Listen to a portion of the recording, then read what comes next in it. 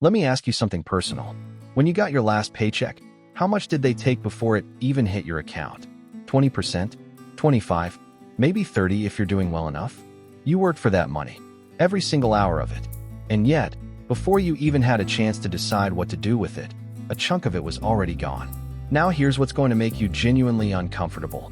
Jeff Bezos, the man who built a company worth nearly $2 trillion, reportedly paid zero in federal income tax in 2007. Zero.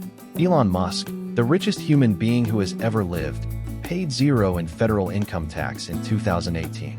Warren Buffett, the so-called Oracle of Omaha, has publicly admitted that his effective tax rate is lower than his secretary's. And none of this is illegal. Not one bit of it. So the question you should be asking yourself right now isn't whether the system is fair. The question is why nobody ever explained how it actually works. Because what's happening here isn't a glitch in the tax code. It's a feature. A perfectly legal, deliberately constructed strategy that the ultra-wealthy have been using for decades while the rest of us just kept handing over our paychecks every 2 weeks, wondering why it's so hard to get ahead. Today we're going to fix that. We're going to break down the exact mechanism that billionaires use to build generational wealth while technically earning almost no taxable income at all. It's called the buy, borrow, die strategy. And by the time this video is over, you're going to understand it better than 95% of people in this country. Here's where most people's financial education stops. They get told to earn money, pay taxes on it, then invest what's left. And to be fair, that's not wrong exactly. It's just the version of the story that's missing about 3 crucial chapters. Think of it this way. Imagine there are 2 roads going to the same destination. One road has a toll booth every mile.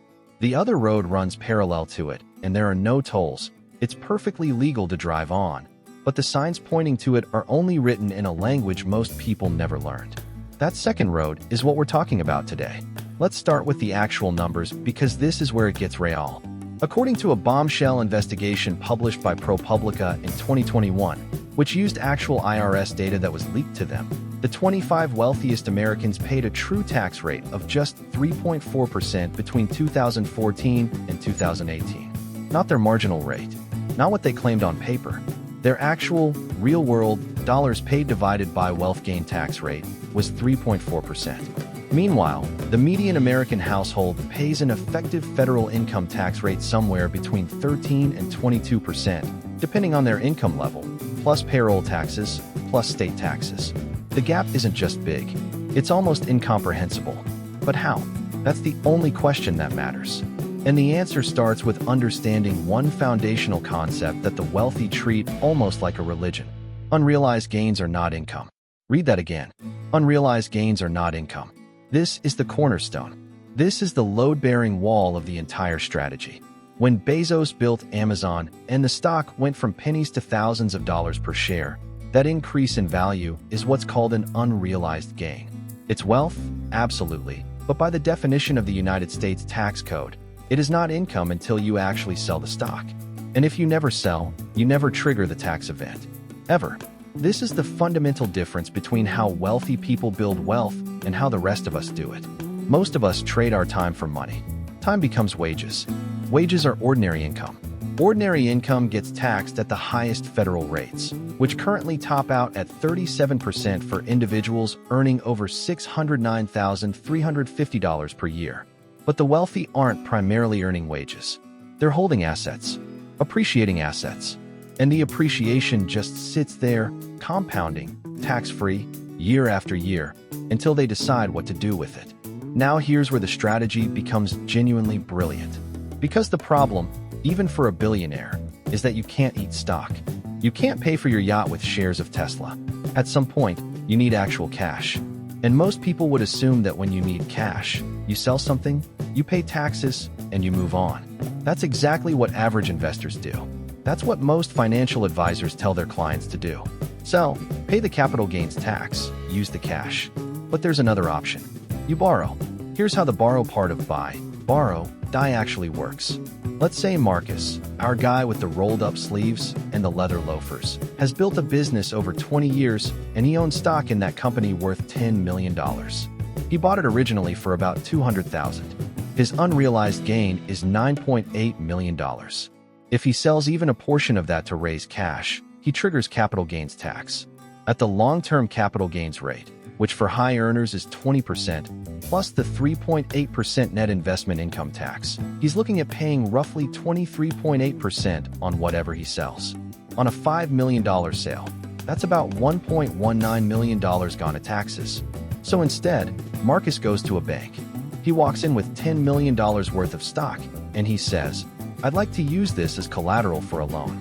The bank looks at that stock, sees a highly liquid, appreciating asset, and says, "Sure, we'll give you $3 million at a 2 to 3% interest rate, sometimes even lower."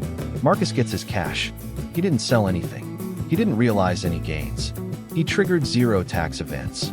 He pays back the loan over time using dividends or business distributions or another loan down the road. And his $10 million in stock is still sitting there, still compounding, still growing. This isn't some exotic financial product available only to insiders. This is called a securities-backed line of credit, or sometimes a pledged asset line. Bank of America, Goldman Sachs, Morgan Stanley, they all offer these products. They're not hiding them. They're just not exactly advertising them on billboards in your neighborhood either. Let's put a number on what this actually saves. Say Marcus's stock grows to $15 million over the next 5 years. He took out a $3 million loan at 2.5% interest. Over 5 years, he paid roughly $375,000 in interest. Sounds like a lot, right? But let's compare it to the alternative. If he had sold $3 million of stock to get that cash, he would have paid roughly $714,000 in capital gains taxes, almost double, and he would have missed out on the appreciation on those shares over the next 5 years. The math isn't even close. And here's something the wealthy know that most people don't. That interest they're paying on the loan, in certain circumstances, it's tax deductible as investment interest expense. So not only are they avoiding one tax bill, they're potentially creating a deduction that offsets other income. The strategy doesn't just defer taxes. In some configurations, it actively reduces the total tax liability over a lifetime. Now let's talk about the die part of this strategy, because this is where it gets almost poetic in how perfectly it's constructed. Under current United States tax law, there's a provision called the step-up in basis. Here's what it means in plain language. When you die and pass assets to your heirs, the cost basis of those assets gets reset to whatever the current market value is at the time of your death. That original capital gain, the one you spent your entire life carefully avoiding realizing, gets completely wiped out. Gone. Legally, permanently gone. So let's go back to Marcus. He bought stock for $200,000. It grew to $30 million over his lifetime. He borrowed against it rather than selling, keeping his tax bill near zero for decades. He dies and leaves that $30 million in stock to his children. Their cost basis is now $30 million. If they sell it the next day, they owe exactly zero in capital gains taxes. That $30 million gain, the entire lifetime of appreciation, evaporated from a tax perspective the moment Marcus passed away. The ProPublica investigation estimated that this step-up in basis provision alone allows wealthy families to transfer an estimated $41 to $48 billion in untaxed capital gains to heirs each year. Not total assets. Untaxed gains. That's $41 to $48 billion of appreciation that simply disappears from the tax base every single year. It's worth letting that sit for a moment, because this isn't a gray area. It's not a loophole someone found in a dark corner of the tax code. It's literally written into Section 1014 of the Internal Revenue Code, and it has been there in various forms since 1921. It is a feature of the system that, whether you think it's fair or not, exists and functions exactly as designed. Now I want to address the pushback that's probably forming in your head right now, because some of you are thinking, okay, but this only matters if you have millions of dollars in appreciating assets. That's not me. And you're partially right. The raw mechanics of borrowing $3 million against a $10 million stock portfolio aren't directly applicable if you're working with a $50,000 investment account.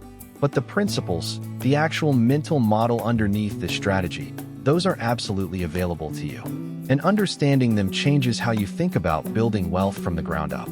The first principle is that asset accumulation beats income accumulation. Most of us are optimizing for income. We want raises, we want better jobs, we want to earn more. And earning more is important, especially early on.